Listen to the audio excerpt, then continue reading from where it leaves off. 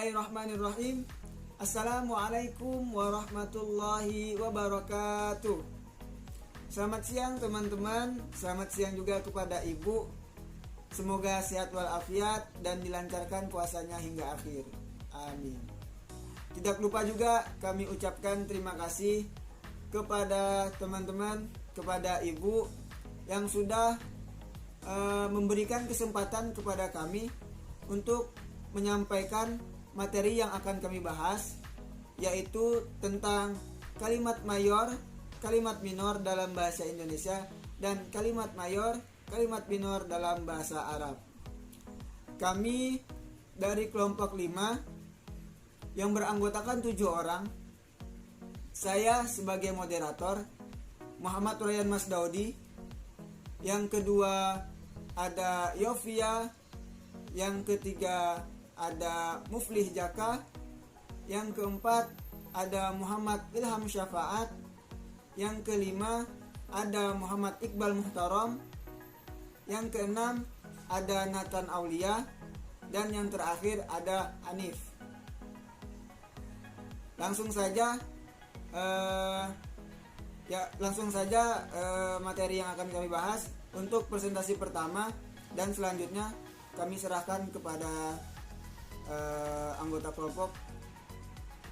Ada yang pertama ada Yovia, kepadanya kami persilakan. Kalimat mayor adalah kalimat yang sekurang-kurangnya mengandung 2 unsur pusat, diantaranya unsur subjek dan unsur predikat. Kalimat mayor lebih mengandung makna jika dibandingkan dengan kalimat minor. Oke, setelah mempelajari tentang pengertian daripada kalimat mayor dalam bahasa Indonesia, kita beralih ke pola-pola kalimat mayor dalam bahasa Indonesia. Jadi, kalimat mayor dalam bahasa Indonesia itu kira-kira ada 3 bagian. Yang pertama yaitu kalimat yang mengandung subjek dan predikat. Kemudian yang kedua adalah kalimat yang mengandung subjek, predikat, dan objek. Kemudian yang ketiga adalah kalimat yang mengandung subjek, predikat, objek, dan keterangan. Untuk yang pertama yaitu kalimat yang mengandung subjek dan predikat, contohnya adalah adik menangis, kemudian aku menyapu, dan ibu sudah tidur. Adik menangis, adik sebagai subjek dan menangis sebagai predikatnya. Kemudian contoh yang bagian kedua, kalimat yang mengandung subjek, predikat, dan objek, contohnya adalah ayah membeli motor, polisi menangkap pencuri, dan kakak memenangkan lomba. Ayah membeli motor. Ayah sebagai subjek, membeli sebagai predikat, dan objeknya adalah motor. Kemudian bagian yang ketiga yaitu kalimat yang mengandung subjek, predikat, objek, dan keterangan. Contohnya adalah saya membeli sayuran di pasar. Kemudian Ali menyusun laporan di kantin. Dan yang ketiga, kamu tidak boleh bermain api di sini. Saya membeli sayuran di pasar. Saya sebagai subjek membeli sayuran sebagai predikat, sayuran sebagai objek, dan keterangannya adalah di pasar, yaitu keterangan tempat. Ya, kurang lebih demikian. Membahas mayor di dalam bahasa Arab itu minimal terdiri dari fi'il fa'il atau mubtada khobar, disebut dalam bahasa Arab. Indonesia juga subjek predikat, maupun juga bisa tersusun dari subjek predikat objek pelengkap. Contoh Zaidun qaimun fil bait. Zaid subjek, predikatnya dia duduk, keterangannya, pelengkapnya dia ada di rumah, fil bait. Maupun juga bisa dibalik, Zaidun fil baiti qaimun. Zaid di rumah, dia sedang berdiri. bisa tersusun dari subjek, predikat, objek, subjek, objek, predikat. Itu yang tersusun atau susunan mayor-mayor di dalam bahasa Arab dalam menerjemahkan ke dalam bahasa Indonesia. Jadi, perbedaan antara kaidah bahasa Indonesia dan kaidah bahasa Arab dalam kalimat mayor hanya terdapat pada susunannya, sehingga jika kita cermati rumus SPOK dalam kalimat mayor bahasa Indonesia berubah menjadi PSOK atau predikat, subjek, objek, keterangan dalam kalimat mayor bahasa Arab. Alasannya adalah karena fi'il atau predikat ini adalah amil dari fa'il atau dalam kurung subjek, sehingga fi'il didahulukan dari fa'il. Assalamualaikum warahmatullahi wabarakatuh. Di sini saya akan melanjutkan materi dari sebelumnya. Di sini saya menjelaskan kalimat minor.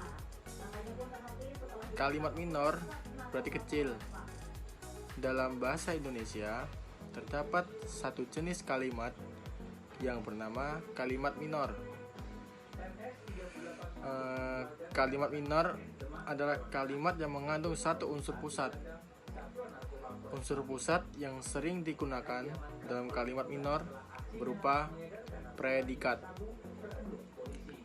Penggunaan jenis kalimat ini biasanya pada sebuah jawaban atas segala pertanyaan, ajakan, larangan, dan lain-lain. Ya, kalau contoh-contoh dari pertanyaan ya seperti Bal, kamu sedang apa? Bal, kamu di mana? Gitu. Kalau ajakan yaitu Bal, ayo kita ngopi. Kalau larangan ya Bal, kamu jangan ngerokok gitu. Oke. Bismillahirrahmanirrahim. Assalamualaikum warahmatullahi wabarakatuh.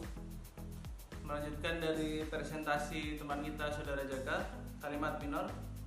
Saya akan menjelaskan contoh-contoh dan jenis kalimat minor dalam bahasa Indonesia. Jenis kalimat minor: kalimat tambahan, kalimat jawaban, kalimat salam, kalimat panggilan, kalimat seruan, kalimat judul, kalimat inskripsi, kalimat tanggapan, kalimat perintah, dan kalimat slogan. Contoh dari kalimat tambahan: cita-cita tidak akan tercapai tanpa ada mimpi, tanpa ada doa, tanpa ada ikhtiar. Contoh kalimat jawaban: contoh, siapa namamu? Ini.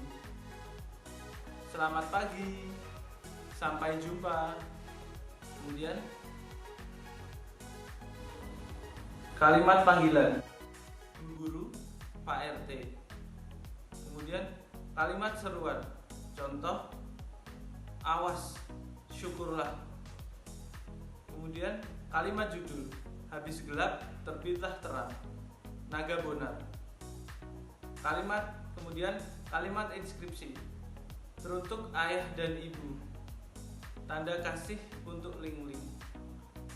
Kemudian kalimat tanggapan: mungkin ia tidak akan datang, tidak mungkin. Sebaiknya aku yang menggantikanmu, tidak usah. Kalimat perintah: lari. Kemudian kalimat slogan: tidak rotan akar pun jadi, jujur dan istiqomah.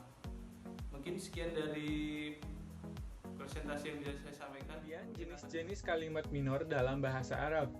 Yang pertama adalah kalimat tambahan, yang kedua kalimat salam, ketiga kalimat jawaban, 4 kalimat panggilan, 5 kalimat seruan, 6 kalimat judul, 7 kalimat inskripsi, 8 kalimat tanggapan, 9 kalimat perintah, dan yang terakhir adalah kalimat slogan. Saya mengakhiri presentasi ini. Saya akan membuka sesi pertanyaan terlebih dahulu. Jika ada yang ingin bertanya, langsung saja bertanya di dalam grup. Sekian dari kami. Assalamualaikum